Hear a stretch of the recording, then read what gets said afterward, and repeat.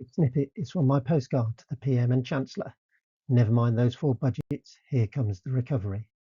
If you agree with the postcard, please email your MP and ask them to view it and support unfreezing the personal allowance in the upcoming budget for the benefit of all. Thank you. Who really suffers from inequality in the UK? Let's have a look at 3 groups of people, one from Gen Z, a boomer, and one from Gen X.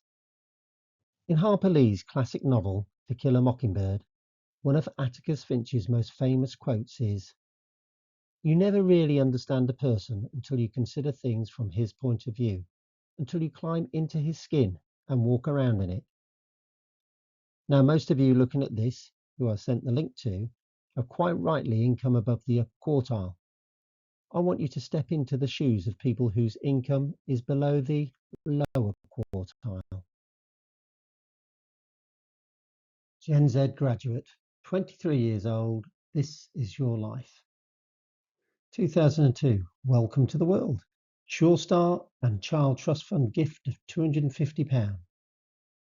2004, Building Schools for the Future launched. Every secondary school will either be rebuilt or refurbished over the next 15 to 20 years. An Education Act introduced university tuition fees at £3,000 a year for the first time. 2008, may have only been in year 2, but this event has been pivotal in your life, the financial crash. 2009, another £250 CTF gift for your 7th birthday, but the aftermath of the financial crash begins. 2010, austerity starts. BSF ditched, might be lucky and go to one of their 185 out of some 4,000 secondary schools that was rebuilt or refurbished. CTF scrapped. Your parents are anxious about their finances.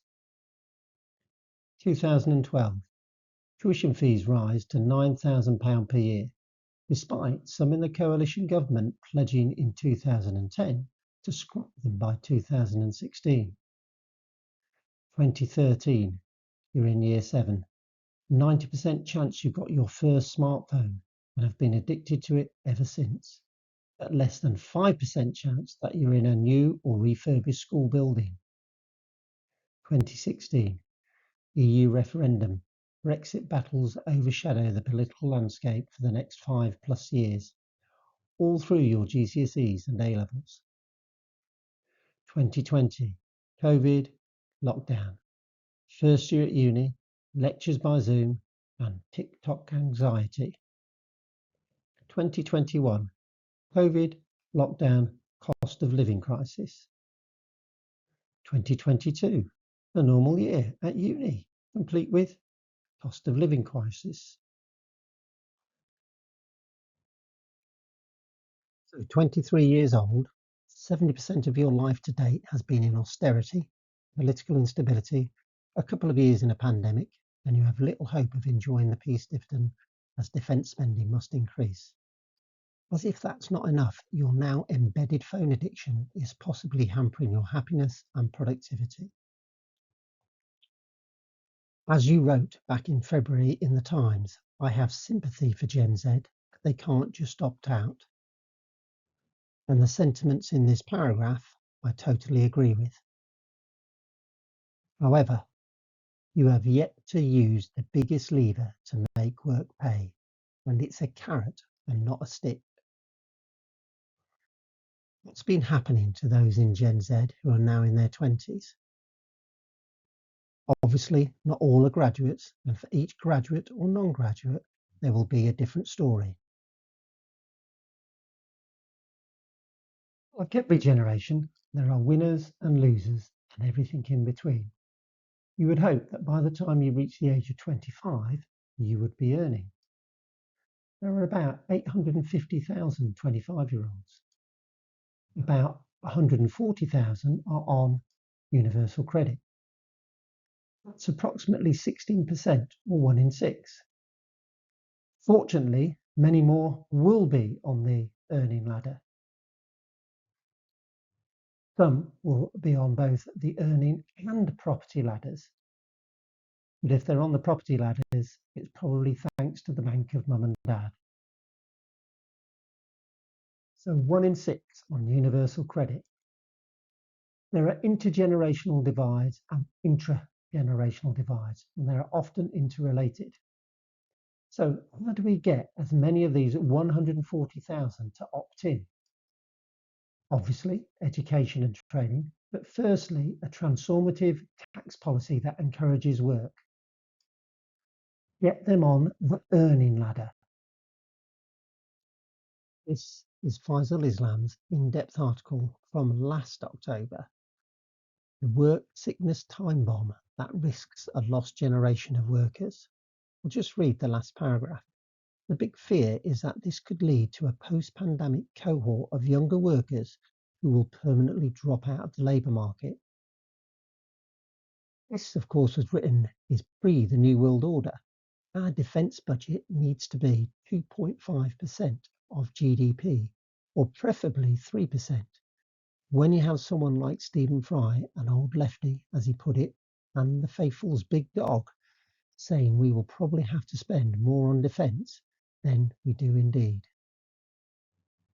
Habits start early. Latest ONS data is for 2023. Nearly 170,000 16 to 18-year-olds were categorised as NEET, not in education, employment or training.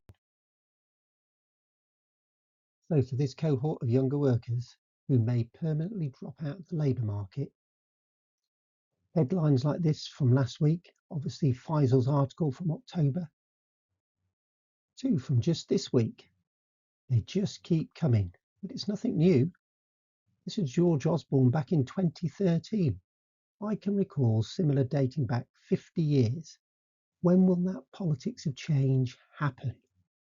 The reality? The economic costs will be huge, but more importantly, so will the human cost. The housing ladder is not even a pipe dream. They need a leg up the earning ladder. Real support to get on that bottom rung. We can do something here and now. Let's look at the data.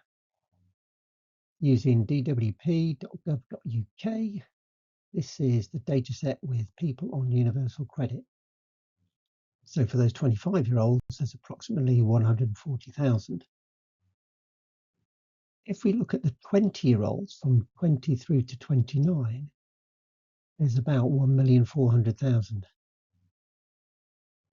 The single person's allowance is about £312. Let's just use that figure for all of them. It's actually going to be considerably higher than that. If we multiply our approximate 1.4 million by 312 times 12, we actually end up with £5 billion. So think about that article from Faisal Islam. I'm going to be optimistic.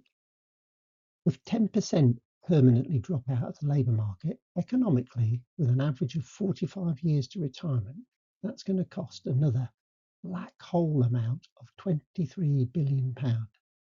There'll be no NI paid, obviously subsequent pension costs. What happens if it's more than 10%? This will be a human tragedy. As a government, you must look at transformative tax policies. Raising the personal allowance is an investment in the future and should not be cuffed by fiscal rules.